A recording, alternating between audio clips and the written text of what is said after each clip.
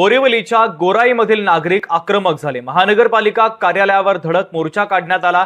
पालिकेनं नोटीस पाठवल्यानं आता नागरिकांनी आक्रमक भूमिका घेतली, तर स्थानिक खासदार आमदारांचाही मोर्चामध्ये सहभाग आहे। 1962 पूर्वीचे वास्तव्याचे किंवा बांधकामाचे पुरावे नसल्यास ती घरं अनधिकृत समजून कारवाई केली जाईल, असा इशारा पालिकेनं नोटीसच्या माध्यमातून दिलाय। त्यामुळे आता नागरिकांनी आक्रमक भूमिका घेत मोर्चा काढलेला आहे।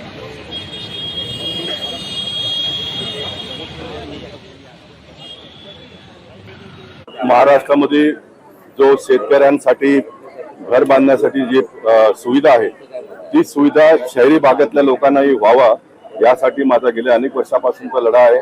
1962चा जो डेटम लाईन आहे तो वाढवून खाजगी जमिनीवर, सरकारी जमिनीवर सरकारने करावा का नाही करावा हे सरकारने ठरवावं, परंतु खाजगी जमिनीवरती 2011चा जसं स्लमसाठी जो सवलत दिली गेलेली आहे, ती सवलत खाजगी भूखंडातल्या लोकांनाही भूमिपुत्रांना मिळावा अशा प्रकारची एक मागणी आम्ही महाराष्ट्राचे मुख्यमंत्री, उपमुख्यमंत्री, महापालिका आयुक्त या सर्वांना केलं आहे।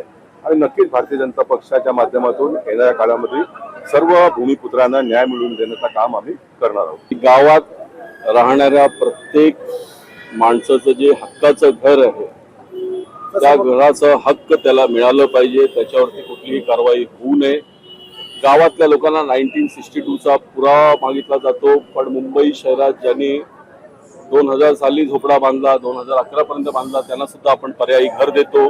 तर आमची मागणी आहे की 1962ची जे डेटम लाईन तुम्ही आहे ते कॅन्सल करून जसं बाकी ठिकाणी मुंबईत आपण प्रोटेक्शन देतो तसंच गावकऱ्यांना सुद्धा प्रोटेक्शन दिलं पाहिजे।